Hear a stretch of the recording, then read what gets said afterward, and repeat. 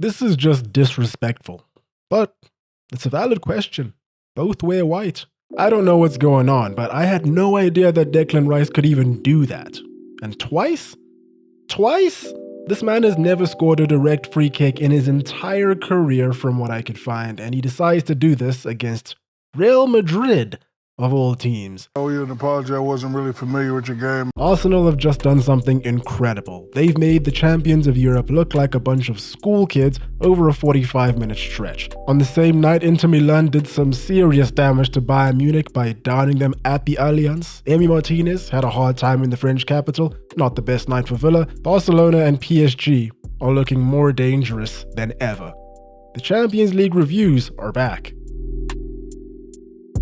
Hello everyone, hope you're well, welcome back. Guys, I feel blessed. Truly. What a set of games. True story. Now, during this Real Madrid-Arsenal match, I was on a Zoom call with someone and, we probably should have both been a bit more professional, paying attention to every last word properly, but Declan Rice was doing a madness. And every few minutes as he did it, we paused just to gaze at what was going on here. All the while, Real Madrid thought they could just ignore the process. Guys, you're not immune. You have to trust it. If you guys are like me, you're probably a little bit sick and tired of people always claiming that something is top bins when it's not. It's like, in the center, a bit to the right bins. You know what I mean? This is top bins. I'm going to be talking a lot about those free kicks, obviously, over the course of this video, so you were warned. But before that, Real Madrid. This has not been a good week for Real Madrid. So I watched their game last week against Valencia, and this was a very winnable game for them. Yes, they were unlucky, as Valencia's goalkeeper had what I can only imagine is one of the best performances of his life, but that also doesn't excuse just straight up poor finishing. Jude Bellingham clearly agrees. He launched a vicious attack on the VAR monitor. Penalti a favor del Real Madrid. And just like that, we're right back to the metronomic cycle of Real Madrid going through a great moment in their season and then crashing down for a bit of a lull, and the hate escalating through the roof. Vinicius Jr., Mbappe, Bellingham, all the crew, they're under a lot of pressure right now. And they're not helped by the fact that Barcelona seem to be getting better and better as the days go on. Arsenal are a very interesting case. Obviously, the Premier League has been over for some time now. I've said this before and I'll say it again. All things considered for Arsenal this season, I think they've had a pretty good year. Lots of injuries, lots of setbacks, lots of unfortunate events. The fact that they're still hanging in where they are is pretty impressive. I mean, what are they, like 11, 12 points off right now? It's not ideal, of course, but nonetheless, you can't take away what they've achieved. But what's even more impressive is what they did on Tuesday night. Now, I was pretty split on who I thought was going to come away with the win on this game. Both of these teams, they have their shortcomings. Neither of them are in spectacular form at the moment, but obviously, clearly, they both have incredible players and the ability to explode. The first half was, I would say, pretty even. I give Arsenal the edge there. But the second half, that was just total domination. I did not see that coming. Arsenal nullified all of Madrid's weapons and gave them a wonderful humiliation. 5-1 to City in the same season. It's impressive work. So I have a couple notes that I want to get through. At the very top of that list, Bukayo Saka. Man, oh man, what a player. We've missed him dearly. Honestly, he's reaching this point now where he's just so consistently good in every game that we understate his performances on a game-by-game basis. He was electric. He had the entire Madrid side on strings as soon as he got the ball. Alaba was having problems all game long. Again, over here, he's dragged all the way across the pitch before Saka wins the free kick that led to you-know-what. He drives into the final third a couple minutes later, Camavinga takes him down, and we all know what happened next. And don't get me wrong, these were all challenges that were worth making. It's not like anyone knew that Declan Rice was about to bend the ball more than Trump is bending the market right now. Oh my God. I am never going to financially recover from this. Miles Lewis-Skelly, 18 years old, and this man just played 90 minutes against Real Madrid in his debut season and outshone just about every Madrid player. And the confidence that he plays with in his stride, my word, what is going on with Arsenal in this Starboy factory? Can someone please nerf it? Jakob Kiwior, a lot more solid than many Arsenal fans I know thought he would be. And apart from an early moment in the first half when Kylian Mbappe broke through, he had a very solid game, well done to him. Same goes for Timber and Saliba. All-round lovely defensive performance. Declan Rice. So nice he became Declan twice. Very easily could have been Declan thrice. Brilliant game by him. You know, the definition of a man of the match performance right there. But apart from his goals, he did everything well. Arriving in the box late, defending at speed, just great. But let's talk about those goals. First one, decently far out, wall in place, arguably the best goalkeeper in the world between the sticks. What could go wrong? I've seen people say they should have added an extra man to the wall. It could have helped, but also, let's not understate the trajectory on this thing. And the second one was even better. So let's just all take a moment right now to really deeply understand what it is that we're looking at. You know, Thibaut Courtois has positioned the wall well and is in a really good starting position. He's thrown a bit of a curveball by the fact that Arsenal's section of the wall is moving around, but on that side, you'd expect a keeper of Courtois' caliber to save this. I honestly can't remember the last time I saw a free kick this aesthetically pleasing at this high of a level. The ball literally hits the side of the netting at the very top. Look at how far away it is from Courtois.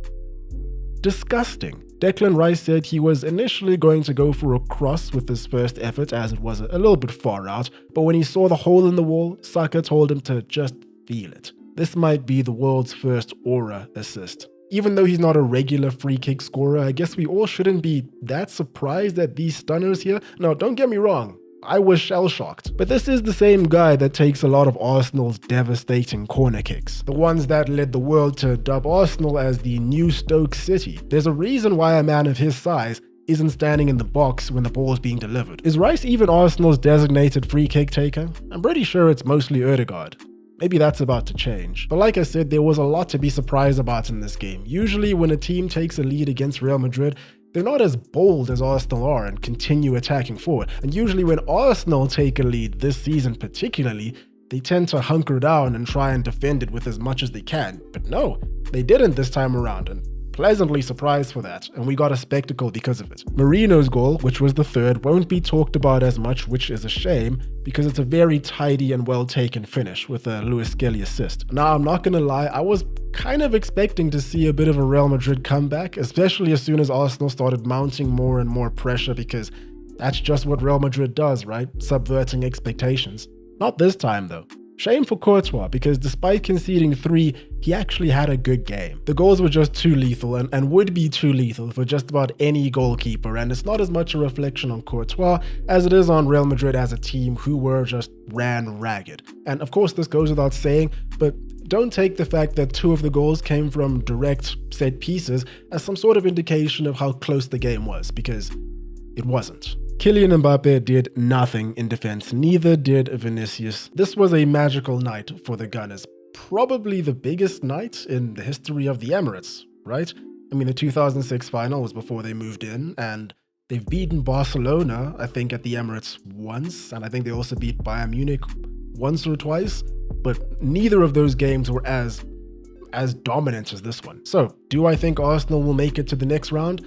Like I said, Real Madrid are in a bit of a bad moment right now, but let's not forget, they have black magic on their side. Then again, Arsenal and Arteta have become pretty good at the dark arts this season, if anyone conveniently forgot. I just hope they don't sit back and really just try to absorb a lot of pressure at the Bernabeu, because that would be a disaster. And I also hope they don't get complacent. Need I remind you all of this? These are the sort of faces you make when you know the universe has plans for you. Even though Arsenal, like I said, were the aggressors in this match, I thought Camavinga did a pretty good job of all the Real Madrid players of covering tons of spaces in the center of the midfield. So him getting a red card is a pretty big deal. Tchouameni probably will be back next week from his suspension, but still, Real Madrid have a lot of work to do. Purely for the sake of the spectacle, let's hope they get it done and give us a classic tie that we speak about for ages. At the Allianz Arena, we always expect Bayern Munich to do the business. No losses at home in the Champions League since 2021 before Tuesday.